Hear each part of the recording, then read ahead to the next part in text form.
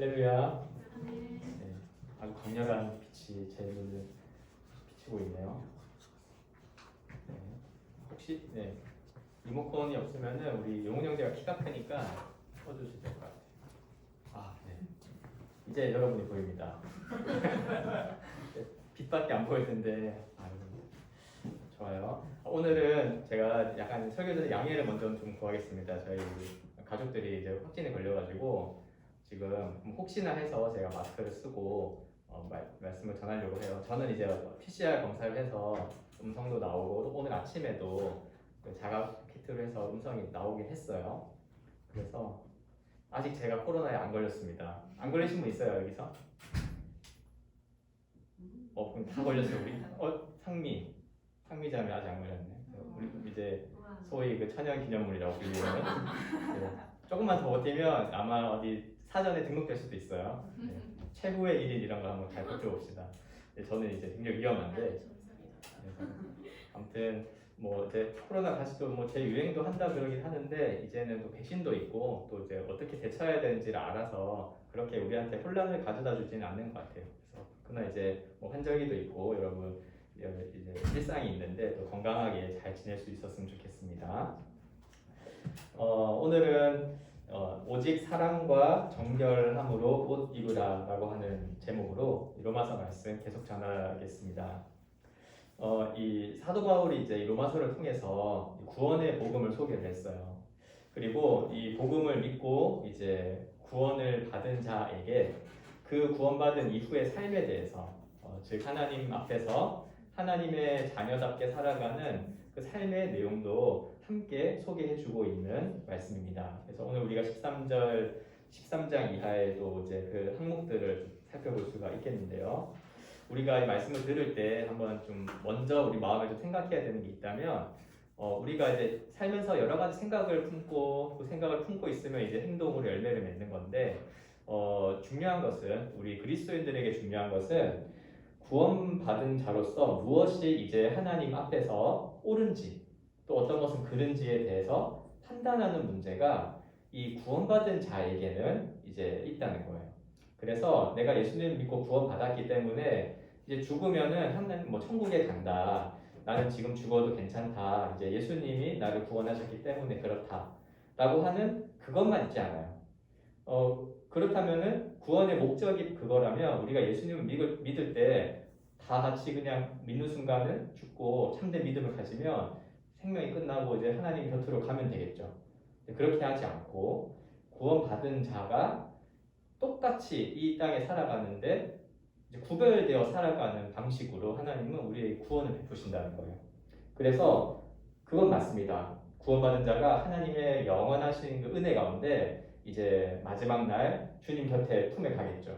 그러나 지금 우리의 하루하루 또 매 순간의 일상이 여전히 그대로 있어요. 그것은 곧 이 구원이라 함은 믿고 구원받아 천국 가는 것 이것이 다음 세상에서 사후세계의 문제가 아니라 지금 우리가 살아가는 매일매일의 삶의 문제라는 것 이것이 바로 구원이다 라는 것을 좀 생각해 볼 수 있는 거죠. 그리고 하나님께서는 그것을 결코 모호하게 너희가 알아서 그런 구원받은 삶을 한번 찾아보라든지 한번 너희가 한번 만들어 봐라 이렇게 하지 않으시고 하나님의 말씀으로 우리에게 기록해 주셨습니다. 그래서 이 기록된 변하지 않는 분명한 말씀을 배우는 것이 그래서 중요하다고 할 수가 있겠죠. 오늘 말씀은 이제 8절부터 14절, 로마서 13장 8절부터 14절인데요. 크게 두 단락이에요. 우리 읽으면서도 한글 성경에 동그라미 표시도 되어 있지만 8절부터 10절까지는 이 구원받은 이후의 삶을 이제 율법과 관련해서 설명해주고 있고요. 11절부터 14절까지의 말씀은 이 구원의 완성이라고 할 수 있는 예수님이 다시 오시는 것, 재림과 관련해서 이 우리의 복음을 구원을 해설해주고 있는 것입니다. 그래서 한번 순서대로 살펴볼게요.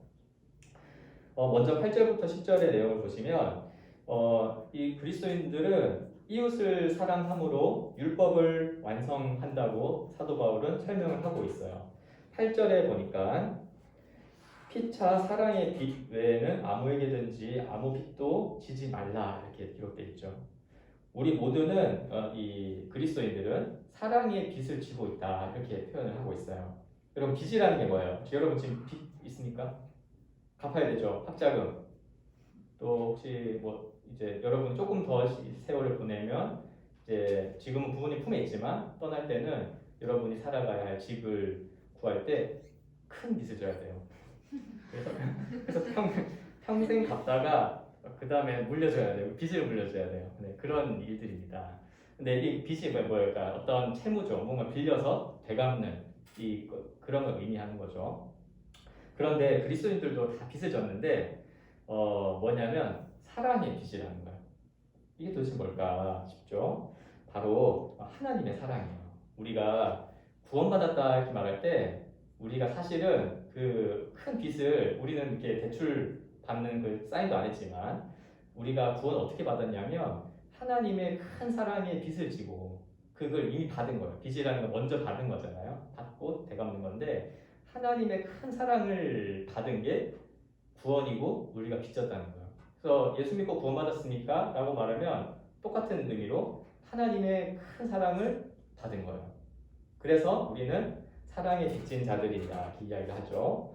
그런데 이제 사랑의 빚 외에는 아무에게도 이제 아무 빚도 지지 말라. 오직 하나님께 받은 그 사랑을 되갚는 삶을 우리의 삶으로 살아가야 한다는 의미겠죠. 이 하나님의 사랑이 뭐냐면 예수 그리스도의 이 십자가에서 밝히 드러났어요. 우리가 로마서 5장 8절의 말씀에 이런 말씀이 있는데 로마서 5장 8절 우리가 아직 죄인 되었을 때 그리스도께서 우리를 위하여 죽으심으로 하나님께서 우리에 대한 자기의 사랑을 확증하셨느니라. 아멘. 예수님께서 우리를 대신하여 죽으시는 것이 무엇이었냐? 바로 우리에게 먼저 베풀어 주시는 하나님의 그 사랑의 확증이다. 이렇게 이야기하는 거죠. 그렇기 때문에 이 하나님께 큰 사랑을 받은 자로서 우리는 그 사랑으로 이웃을 이제 사랑하는 것이 구원받은 삶이다. 이렇게 말할 수가 있겠습니다. 여러분, 우리가 구원을 받았다면요. 어떻게 사는 거냐면 그 구원의 빚을 어떻게 하나님께 갚느냐면 이웃을 사랑하시면 되는 거예요. 그러니까 우리는 보통 종교라는 거 어떻습니까? 하나님 어떤 신적인 존재에다가 내가 뭐 요구하고 나보다 더 능력이 많은 존재니까 요구하고 내가 얻을 수 없는 것을 나보다 더 큰 능력을 통해 받았을 때 이제 감사하고 그분께 다시 또 뭔가 요구하거나 이렇게 하는 거죠. 그래서 우리가 특히 모든 종교는 이런 어떤 초월적 존재와의 이 관계를 많이 이야기하는 거예요. 그래서 이 땅에서 뭔가 좀 다르게 살아보려고 하는 것인데 하나님은 우리 기독교의 하나님은 하나님께서 이 초월적인 하나님께서 우리에게 그 사랑을 베풀어 주셨어요. 그런데 그러면 이제 어떤 것을 원하시냐면 다시 그런 초월적인 분께 되돌려 주기를 원하는 게 아니라 받았으니 옆으로 함께 이웃과 이 사랑을 나누라고 하시는 거예요. 그러면 그게 뭐냐면 하나님이 내가 내어준 사랑의 빚을 갚는 것, 내가 갚고 있는 거다라고 여기신다는 거죠.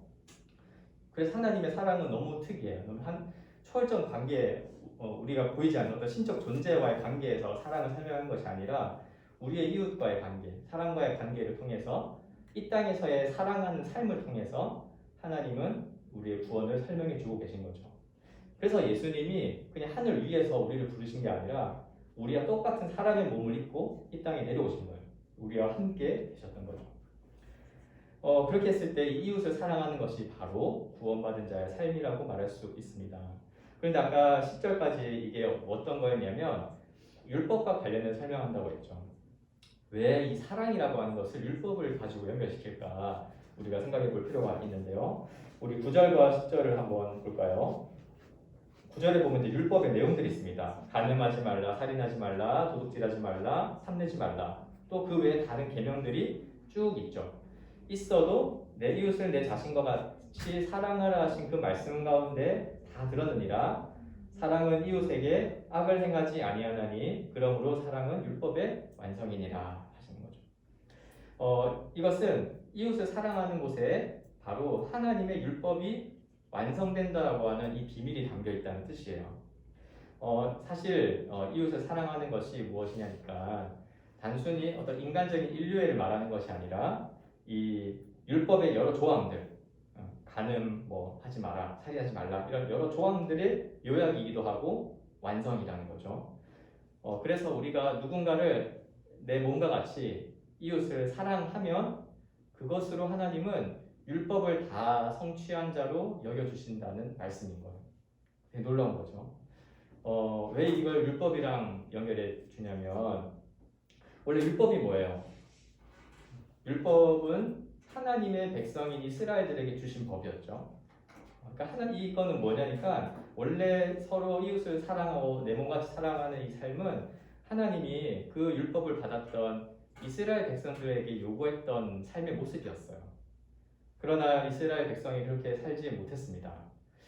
이제 구약 성경에 그게 쭉 나와 있는데 살펴보면 결국 이스라엘 백성들이 이 불신앙의 문제 때문에 그러니까 하나님을 의심하고 불신하거나 혹은 이제 눈에 보이는 이방의 민족들이 훨씬 더 잘 지내는 것 사는 것을 보고 그들의 신을 되게 이제 탐냈죠. 그런 것으로 배교도 하고 그래서 그런 문제들이 벌어지면서 하나님의 법을 잘 지키지 못하는 그런 모습을 보여주었죠.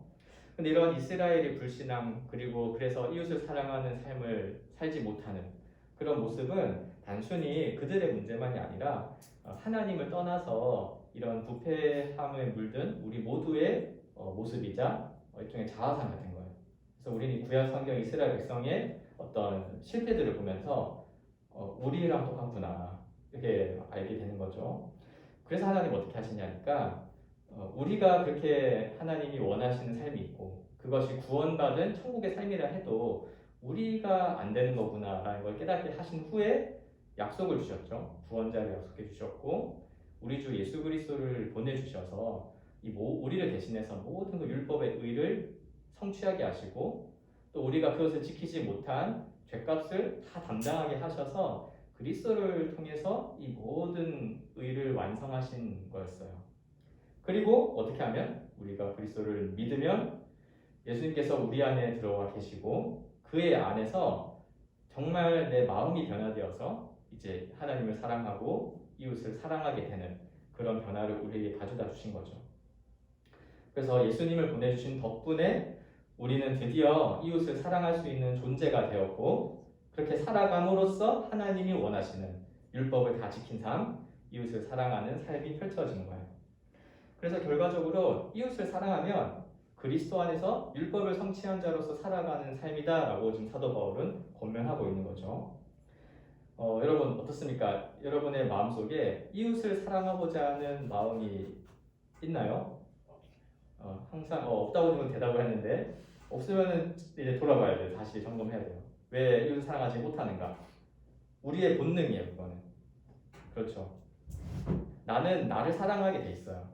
그래서 그나마 많이 양보하면 나의 확장판이라고 할 수 있는 가족, 혈연관계까지는 사실 이웃이 아니죠. 네, 나죠. 그래서 가문이라든지 가족 같은까지는 그래서 나를 사랑하는 거는 팔을 안으로 굽는다 그러잖아요. 맨날 가지는 개편이다 그러고.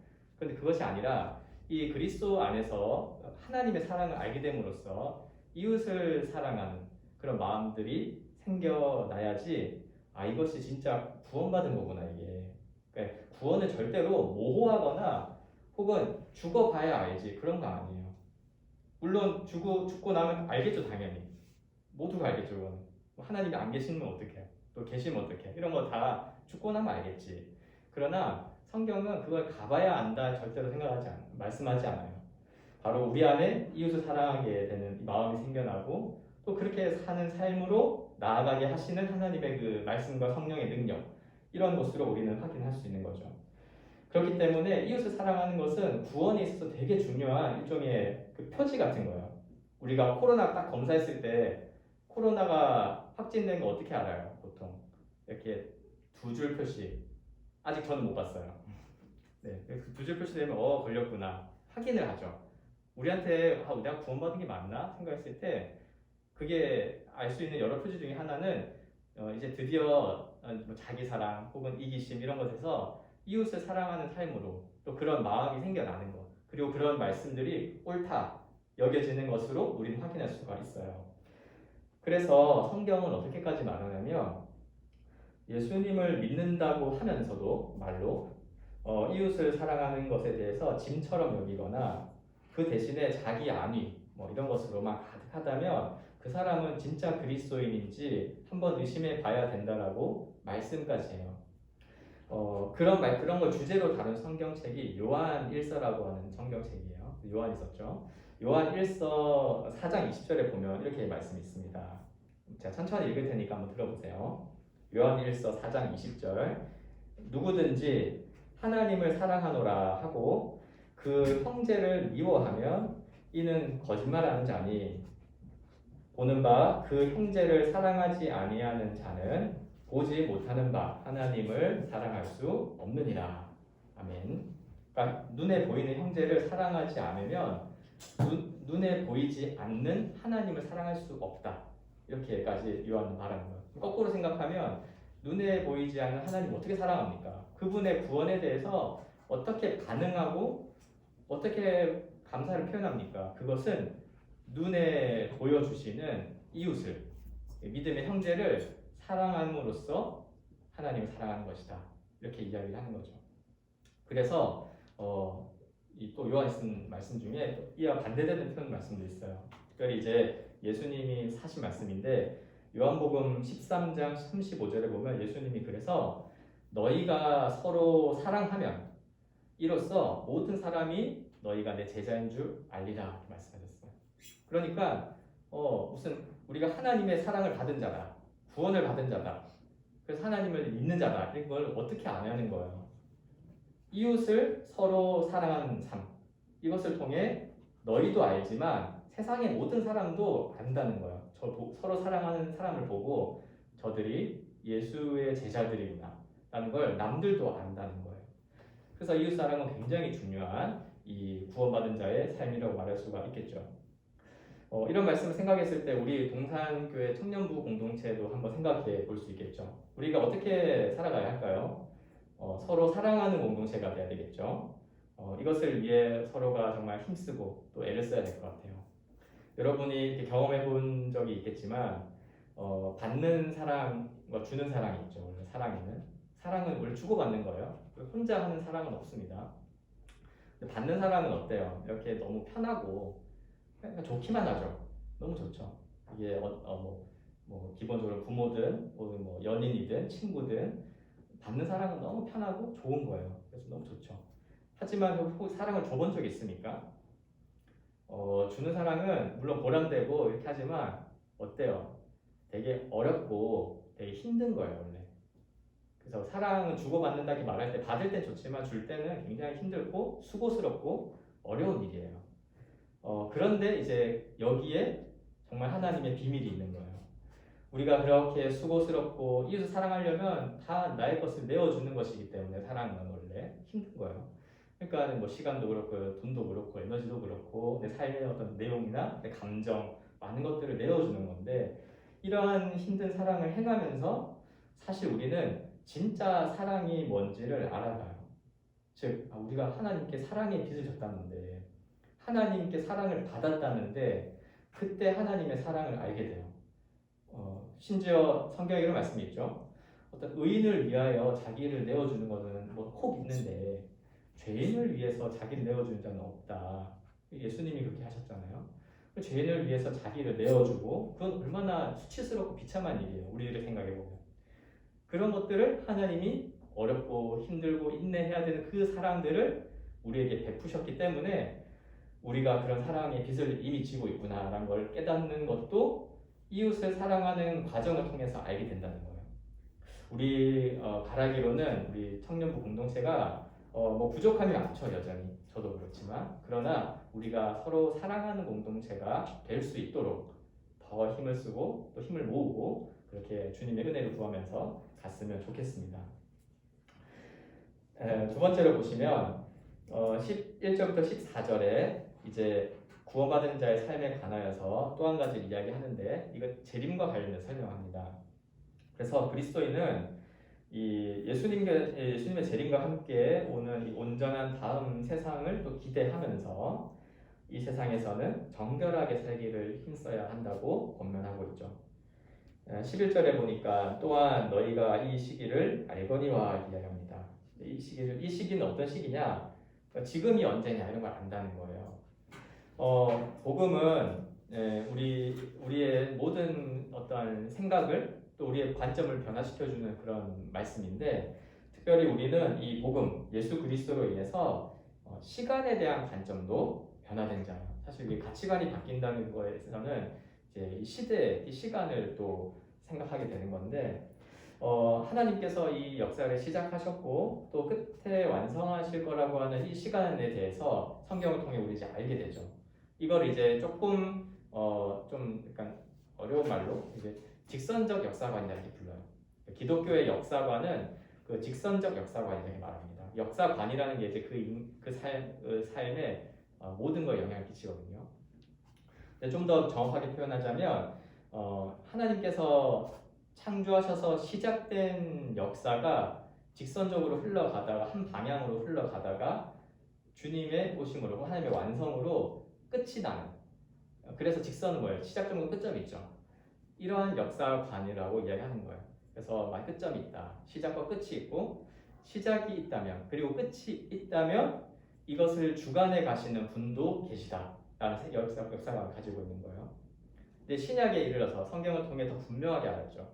그 직선적인 역사관의 중심에 누구가 있냐면 예수 그리스도라는 분이 계시다. 그분이 오셨고 그리고 다시 오심으로 이 역사의 끝점이 이제 될 거다라고 할 때 우리는 어디에 있냐면 약간 수학 기호를 생각해 보면 예수님의 오심과 다시 오심 그 사이에 있는 어떤 한 시간대에 내가 있고 그리고 구원받아서 내가 이걸 알게 됐구나 이런 인식이 우리에게 들어오는 거죠.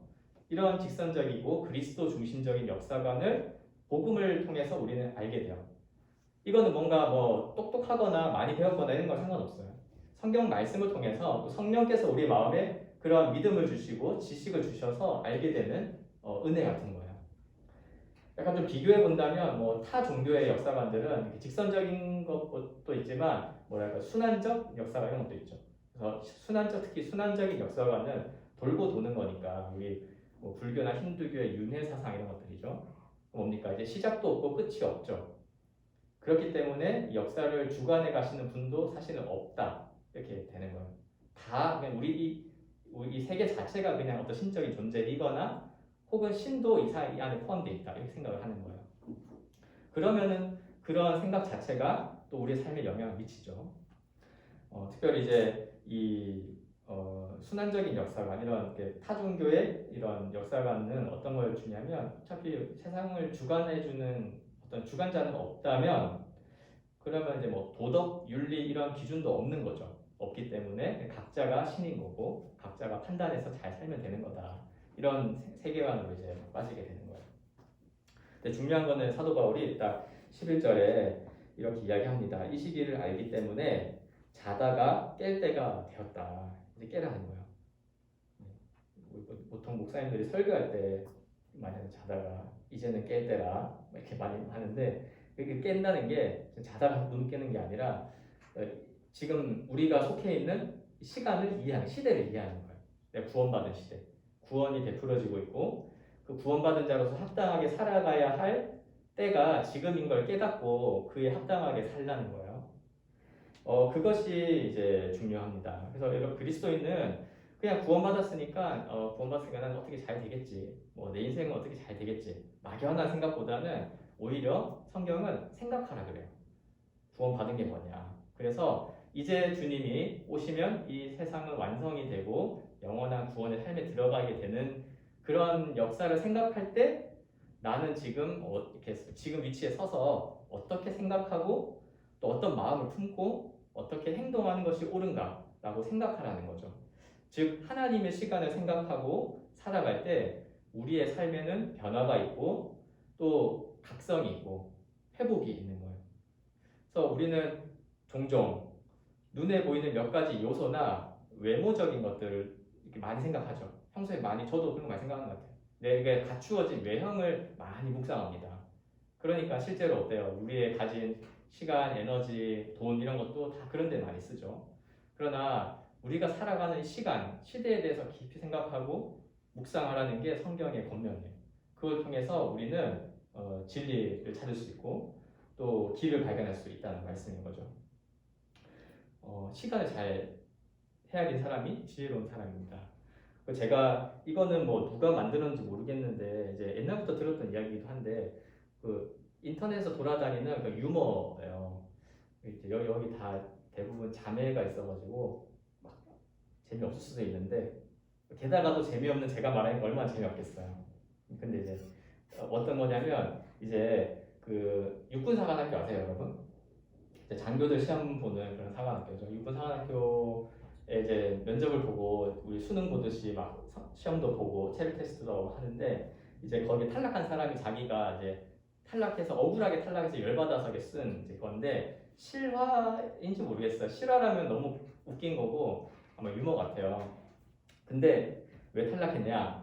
자기 면접관이 물어보더래요. 자기가 체력 점수랑 만점, 성적도 다 되고 면접을 딱 보는데 군의 역할이 가장 중요한 역할이 뭐라고 생각하는지 말해보십시오 이렇게 한 거예요.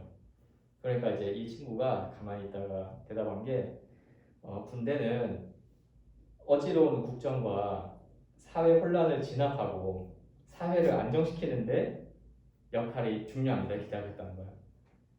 그리고 바로 탈락했죠. 이 친구가 나름대로 소신 있게 대답한 거예요. 근데 뭡니까? 우리 사회는 이제 군부 정치가 있었고 또 군에 대한 아주 폭압적인 정치가 있었기 때문에 이제 군대에 특히 오려고 한 사람들이 이런 생각을 가지고 있으면 굉장히 위험한 거죠. 그래서 자기가 속해 있는 시대를 몰랐던 거예요. 아마 군부 독재 시대 때 이런 면접을 보고 이런 대답을 했으면 어땠을까요? 참 훌륭한 생각을 가지고 있다. 너 합격 그랬을 것 같아요. 참 큰 제목이 되겠다고. 그러니까 지금 같은 경우 이렇게 그런 대답을 하면은 뭐 군대는커녕 이건 이제 자칫하면은 이상한 사상범이 되겠죠. 그러니까 이런 뭐냐면 뭘 말해주냐면 우리가 단지 환경이라든지 내가 처해 있는 어떤 눈에 보이는 요소만이 아니라 눈에 안 보이는 요소, 특별히 내가 살아가는 이 시대에 속해서 이 시대가 뭔지를 잘 읽고 생각하는 자가 지혜로운 자라는 거예요. 이와 같이 하나님의 시간에 대해서 하나님의 구원하시는 이 역사에 관해서 알고 이에 합당하게 생각하는 것이 중요하다는 이야기를 하고 있는 거죠. 그것이 이제 12절, 11절 이하에 쭉 설명하고 있는데 결국 무엇이냐면 이 시대는 주님께서 다시 오실 것을 기다리면서 살아가되 정결하게 살아가는 시대라는 거예요. 그래서 지금 오늘 말씀은 두 가지를 말하고 있어요. 하나는 이웃을 사랑하는 자가 하나님의 사랑을 받은 자로서 살아가는 것이고 또한 이 시대가 이제 주님이 다시 오셔서 구원을 완성하실 시대라는 것을 깨닫고 그 주님을 닮아서 정결하게 살아가는 삶으로 사는 것이 하나님 앞에 합당하다 이야기를 하는 것이죠. 그래서 11절부터 14절에 보면 그 각 절마다 보시면 이렇게 대조되는 말을 통해서 분명하게 정결한 삶에 대해서 강조하고 있는 것을 보게 됩니다. 11절 아까 읽었듯이 이거 비유적이죠. 이제 잘 때가 아니라 이제 깰 때다 이야기하죠. 12절에는 어떻게 말하죠? 이제 밤이 깊고 낮은 이제 가까웠으니 이제 어둠의 일을 벗고 빛의 갑옷을 입자 이런 표현을 쓰죠. 또 13절에는 순서는 바뀌었지만 뭐 방탕, 술 취함, 음란, 호색, 다툼, 시기 하지 말고 낮에와 같이 단정히 행하자 이렇게 표현되어 있고 14절에서는 정욕을 위하여 육신의 일을 도모하지 말고 뭐라고요? 오직 주 예수 그리스도로 옷 입으라. 그렇게 해서 분명한 대조, 특히 악한 것을 하지 말고 정결하게 하나님 앞에서 살아가라고 하는 명령을 주는 거예요. 이 각절의 표현은 다 이제 비유적인 표현이죠. 뭐 빛의 갑옷을 입자, 뭐 이런 것들, 뭐 자다가 깰 때라, 이런 건데 이제 13절의 내용 같은 경우는 이제 분명하게 실제 내용이에요. 아마도 당대 그 로마 사회에서 유행하던 문화죠. 유흥 문화이기도 하고 그냥 일반적으로 성인이 된다면 일반적인 사람들이 누렸던 그냥 요소들이었어요. 그런데 이제 당시에도 마찬가지지만 이게 로마에 있는 그리스도인들에게 영향을 미쳤죠. 유혹하고 고린도 전서를 보면 교회 안에 심지어 그런 문화가 막 들어와가지고 이제 진리를 흐트리고 또 정결함을 깨뜨리는 그런 일들이 실제로 있게 됐습니다. 그 사도 바울이 개척한 교회에서도 그런 일이 벌어질 정도였으니 아주 이것은 그냥 이거 안 하면 되지 하고 넘어갈 문제가 아닌 거죠. 보시면 13절에 보면 이제 방탕하거나 술 취하지 말라 이렇게 돼 있죠. 사실 방탕과 술 취함은 같은 이제 의미인데 이 방탕하다는 게 이제 의미적으로는 그 폭식을 하는 잔치를 말해요. 로마 시대 뭐 그림 같은 거 보면 막 폭식하고 막 개워내고 다시 또 먹고 뭐 이랬다 그러죠. 그런 것도 있고 이제 술을 이제 마시는 것. 근데 이제 이 술 취한다는 것도 그냥 뭐 알딸딸하게 취한다 이게 아니라 완전 술에 뭐 속된 말로 떡이 돼서 만신창이가 된 그런 모습을 이제 이야기하는 건데 그러지 말라는 거죠. 어떻습니까? 이게 술에 취해 있는 모습은 우리가 술을 즐기는 거 아닌가요? 생각할 수 있죠. 오늘 문화에서는. 근데 정말 잘 즐기는 사람을 많이 보지 못한 것 같아요. 결국에는 이제 의존하게 돼 있고 즐긴다는 거는 잘 구분해야 되는데 내가 즐기는 건지 아니면 의존해서 뭔가 스트레스를 내가 푸는 건지 생각을 해봐야 되죠. 정말 기쁜 날에 이렇게 잔치처럼 마시는 게 아니라 오늘날은 일종의 유흥 문화가 돼서 스트레스를 풀거나 혹은 이제 너무 답답해서 현실은 바뀌지 않는 걸 알기 때문에 그것을 현실을 도피하는 수단으로서 술을 사용하기 때문에 가장 간편하고 값싸기 때문에 이런 것들이 문화가 되어져 있죠. 이것을 이제 조심해라 이야기하는 겁니다. 그러니까 취해 있는 것은 굉장히 그리스도인들에게 하나님에 대해서 또 하나님이 원하시는 삶에 대해서 잘 살아가는 데 있어서 큰 방해 요소가 되는 것이죠. 하나님 그걸 보시고 기뻐하지 않으십니다.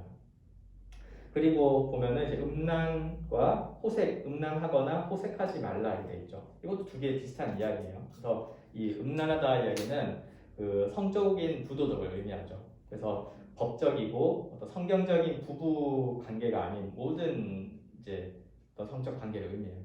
그러니까 이제 남녀 간의 관계를 맺는 것도 하나님이 정하신 제도 안에서 행하지 않는 것들이라면 음란한 거고 호색하다는 거는 이제 도덕과 질서에 의해 통제하지 않는 그 남녀 간의 일체적인 관계인 거예요. 그러니까 이런 부분들이 이제 우리 안에 있죠. 이거는 뭐 그 시대랑 상관이 없어요, 사실은. 뭐 어르신들은 요즘에 뭐 너무 음란하다 이렇게 말을 하지만 사실 세계사라든지 역사를 이렇게 직시해 보면은 이 문화는 뭐 아주 고대 사회부터 있었던 문제고 이런 것들을 좀 흘러오고 있는 상황인 거죠. 특별히 이제 요 성적인 이 부도덕에 대한 문제는 오늘날 한번 이렇게 생각해 볼 필요가 있다 생각이 들었습니다. 왜 그러냐면 여러분은 이제 태어나기 전의 일인데 원래 이 뭐 성혁명이라고 그래요. 1960년대쯤에 일어난 일인데 우리 뭐 지금 안 계시지만 김영우 집사님 태어나실 그쯤에 일어난 일인데 우리 이 성에 대한 이 어떤 부도덕의 문제도 단순히 그냥 그게 뭐 사람들이 탐하고 뭐 이런 문제는 아니에요. 사실은 그 사상의 진보들이 있었습니다. 그래서 우리 흔히 말하는 뭐 계몽주의 이런 거 들어보셨나요? 미신으로부터 계몽되어 자유로워진다 뭐 이런 생각들이 발전되고 철학이 발전되면서 오늘날 현대 사회까지 오게 된 건데 이것은 굉장히 우리에게 복된 어떤 삶들을 가져다 주었죠. 한편으로는 동시에 이 생각의 중심이 혹은 인간의 이 중심이 어떤 하나님으로부터 이제 인간 사회로 또 인간 사회로부터 개인으로 넘어오는 거기도 했어요. 원래 인간 사회가 하나님을 떠나면은 이 인간 사회는 천국이 될 거라고 믿었는데 이 세계대전이 터지면서 오히려 지옥을 만드는 것을 다 봤어요. 그리고 인간 사회에도 희망이 없기 때문에 각자 개인이 어떤 싸우지 않고 누군가 피해치지 않고 개인이 잘 살아가는 곳으로 이제 거기에 천국이 있다 지금 생각하고 있는 흐름 가운데 우리는 있죠. 이런 곳에서 개인의 자유가 많이 이제 보장이 되면서 또 부각되면서 이게 이제 성적인 부분에 있어서도 어떤 누군가로부터 부여받은 어떤 성적인 정체성, 뭐 질서 이런 거에서 다 벗어나야지 그게 진보된 거고 발전되고 있는 거다라고 믿는 사상이 있는 거죠. 이건 사상이었어요, 그냥. 근데 결정적으로 이게 어떻게 열리게 됐냐면 과학기술이 발달되면서 이제 소위 말하는 그 피임이라고 할까요? 피임의 기술들이 이제 실제로 발전이 됐어요. 옛날에는 사상적으로 내가 그런 마음이 있어도 함부로 못했어요. 왜냐면 관계를 맺게 되면 이제 아기가 생기고 문제가 되니까. 근데 이제 기술이 발달되면서 이제 특히 어떤 그 저죠 제가 지금 이름 안 써놨는데 미국의 어떤 학자는 이제 그런 이거 역사를 보면서 특별히 이제 사후 피임약 여성들이 먹는 이게 개발되고 나서부터는 이 남녀 간의 성관계 개념이 이제 바뀌었습니다. 이제 어떤 걸로 바뀌냐니까 오락적인 요소로. 그래서 소위 말하는 어떤 사람들은 뭐 이건 스포츠일 뿐이다 이렇게까지 말할 정도로 바뀌게 되면서 이때 이제 어떤 성에 대한 도덕과 윤리가 다 사라지게 됐다고 봐요. 뭐 이제 우리는 그런 배경 속에서 태어난 거예요. 우리 때 바뀐 것도 아니에요. 태어났기 때문에 많은 사람들이 그 생각을 하고 있고 또 그런 영향 속에 우리는 아주 쉽게 접할 수 있는 상황인 거죠. 근데 이제 문제는 뭐냐면 이 뭐 이런 사상의 성격 자체 때문에 이게 본성상 이런 일들을 개방했을 때 개인의 자유와 그런 만족들을 이제 개방한 이후에 벌어질 어떤 사회적이거나 관계적인 문제들에 대해서는 사실 관심이 없다는 거예요. 그건 이제 그 이후에 알아서 개인이 할 문제다 이렇게 보는 거죠. 그래서 이제 뭐 이런 문제들이 이제 실제로 어떻습니까? 그한 가정에서 벌어지면은 어떤 성적 부도덕의 문제가 가정에서 벌어지면 그 가정이 깨지죠. 여러분 예를 들어 제가 지금 가정을 꾸리고 있는데요. 이 중에는 저나 제가 성적 부도덕에 빠지면 그냥 괜찮은가요? 아니죠. 우리 가정이 깨지겠죠. 또 여러분이 저를 받아주시겠어요? 제가 매주 설교한다 그러면 용납 못하겠죠. 그러니까 이거는 실제적인 뭔가 있는 거예요. 아무리 뭐 개인의 자유 아니니까. 왜 한때 유행한 드라마 명대사 불륜남이 사랑에 빠진 게 죄는 아니잖아 이러면서 막 당당하게 말했던 대사도 기억나죠? 그런 거 아무리 개인이 그렇게 해도 뭔가 관계적인 문제가 있는 거예요 여기는. 그리고 그 일 벌어지면 그 아래 태어난 아이들이 괜찮습니까? 아니죠. 그 아이의 인생이 무너지죠. 그럼 도대체 나는 누군가 생각하고 나는 세상에 왜 태어났나 이부터 시작하고 또 요즘에 이제 예능에서 좀 다루고 있는 것 같아서 한편으로는 다행이다 생각도 드는데 이제 고딩원과 이런 거 알아요? 이제 미성년자가 부모가 된 경우 그들을 어떻게 좀 잘 도와줘야 될까 이런 생각들을 하게 되는데 대부분 그런 경우는 TV에 나와서 도움을 받으면 좋지만 대부분의 경우는 어떻습니까? 아이가 유기되거나 아주 큰 학대를 당하거나 정신적 학대를 당하거나 혹은 이제 태어나기도 전에 죽임을 당하는 일들이 비일비재해지죠. 그러니까 이거는 굉장히 사회적으로도 좀 문제가 되는 그런 주제라고 할 수 있는데 놀랍게도 성경에서 이걸 직접 그냥 기록해놨다는 거예요. 아주 은유적으로 비유하지 않고 직접적으로 이것을 피하라는 거죠. 왜냐하니까 이런 유혹들이 이제 그리스도인들 가운데 항상 가까이 있다는 뜻이고 실제로 당시에 이런 일들도 있어서 사도 바울이 이제 고린도 편지를 써서 이제 치리도 하고 다시 바로 잡기도 했다는 거예요. 근데 이제 어떻게 해야 되냐 하니까 낮에와 같이 단정하게 행하라 이런 거죠. 이건 무슨 뭐 유교적인 개념에서 단정하게 차려입으라 이런 뜻이 아니에요. 14절에 이거 내용이 나오죠. 오직 주 예수 그리스도로 옷 입으라 이런 의미입니다. 그러니까 이거는 뭔가 지금 뭔가 혼내는 말씀이 아니야. 이건 이제 알라는 거예요. 지금 시대가 어떤 때냐니까 우리가 이제 구원 받아서 주님이 다시 오시기를 기다리는 때다. 즉 밤은 이제 깊어졌으니까 이제 동이 트고 아침이 오겠죠. 그럼 그에 맞게 살아가야 하지. 계속 그 어둠 속에서 잠자고 어둠 속에 있으면 잠만 오죠. 빛이 비춰지고 있지만 계속 어둠 속에 있으려고 그러면 이제 잠만 옵니다. 그럴 때가 아니라 깨라. 시계를 바라는 거죠. 시계를 바라. 그래서 그리스도의 시간, 하나님의 시간을 알고 지금 혹시 이런 뭐 술 취함, 또 음란함, 그다음에 더 이것이 이제 또 시기와 질투, 다른 사람들이 이제 미워하고 증오하는 것, 이러한 하나님 나라에서 완전 벗어난 삶에 있다면 빨리 이제 이게 끝난 날이 오니까 빨리 이제 깨고 단정하게 행하라고 권면을 하고 있는 것이죠. 어떻게 하면 되냐? 그리스도로 옷을 입으라고 말합니다. 이것은 우리가 예수님처럼 되라는 게 아니에요. 그건 불가능해요. 예수님을 가까이 하고 그 예수님을 닮아서 하려고 애를 쓰는 어떤 태도를 의미합니다. 여러분, 예수님이 어떻게 했습니까? 사단이 직접적으로 눈에 보여주는 유혹을 이렇게 보여줬어요. 세 가지 유혹 시험이라고 알죠. 그때 하나님의 말씀대로 이제 행하려고 하시고, 또 많은 사람들이 예수님을 이렇게 무리로 이렇게 데려와서 왕 삼으려고 할 때는 어땠냐면, 또 그 흥에 막 취해 있는 게 아니라 하나님께 멀리 떨어져서 하나님께 기도하고 하나님의 뜻대로 하려고 애를 쓰셨고, 또 어떤 자기 정력을 채우기 위해서 막 율법을 어기고 다른 사람을 막 이용하거나 이러지 않았죠. 오히려 자신을 십자가에 내어 주심으로 그 율법을 어기고 술 취하고 음란하고 그 즐기고 다른 사람들 미워하던 우리들을 대신해서 죽으시고 우리를 그 십자가의 보혈로 온전하게 해주시는 일을 그리스도께서 하신 거예요. 그랬을 때 하나님 주님께서 품으신 우리를 향하신 사랑, 긍휼, 그리고 정말 하나님의 뜻을 따르겠다라고 하는 그 의지, 그런 굳은 마음과 믿음을 가지고 하신 것을 기억하면서 우리도 그렇게 이웃을 사랑하고, 또 유혹이 큰 걸 알죠. 그러나 정결함을 따르기 위해 애를 쓰고 이것을 위해 하나님께 기도하고 그 말씀을 가까이 하는 삶으로 나아가라고 바울은 권면을 하고 있습니다. 오늘 말씀을 맺겠습니다. 사랑하는 우리 청년부 여러분, 우리가 정말 알아요. 많이 부족하죠. 우리가 많이 부족하고 얼마나 약한지 모릅니다. 그래도 우리가 예수님께 받은 그 구원, 또 하나님께 빚진 사랑을 생각하면서 구원에 합당한 삶으로 다 같이 나아갑시다.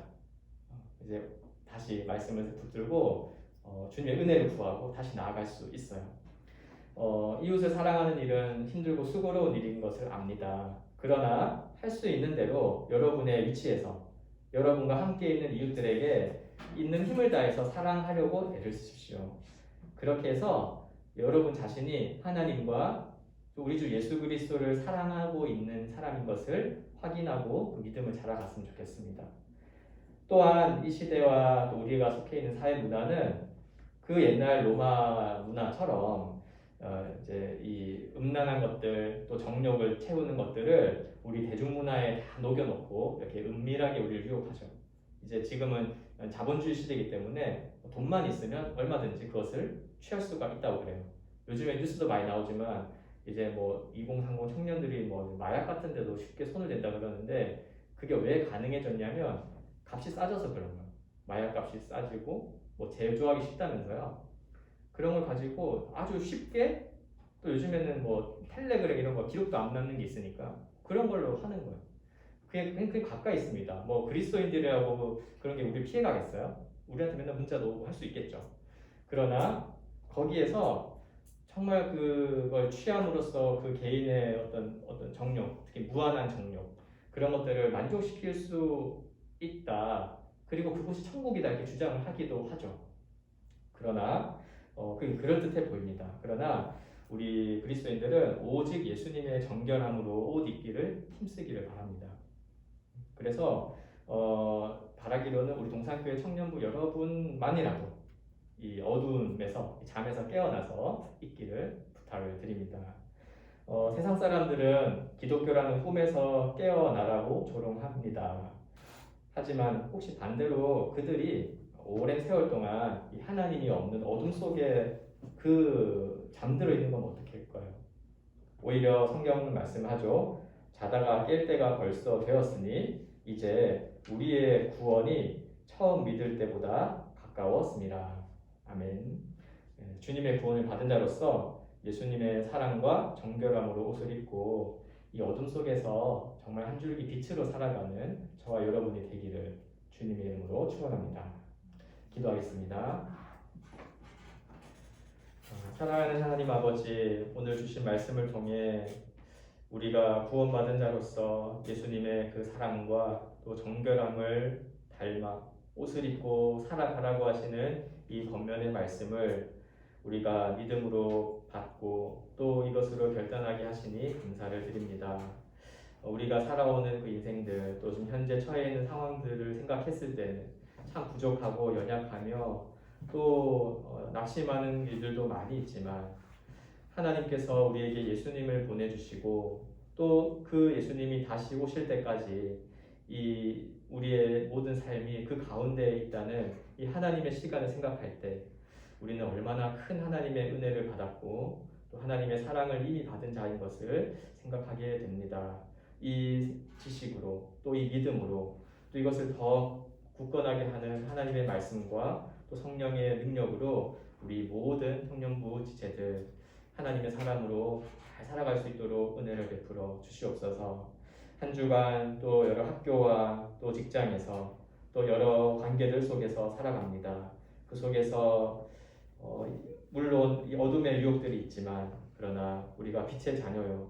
또 빛이신 예수 그리스도께서 우리와 함께 하신다는 것을 믿고 이웃을 사랑하고 더 정결한 삶으로 나아갈 수 있도록 주님께서 도와주시옵소서. 감사드리며 이 모든 말씀을 살아계신 우리 주 예수 그리스도의 귀하신 이름으로 기도합니다. 아멘.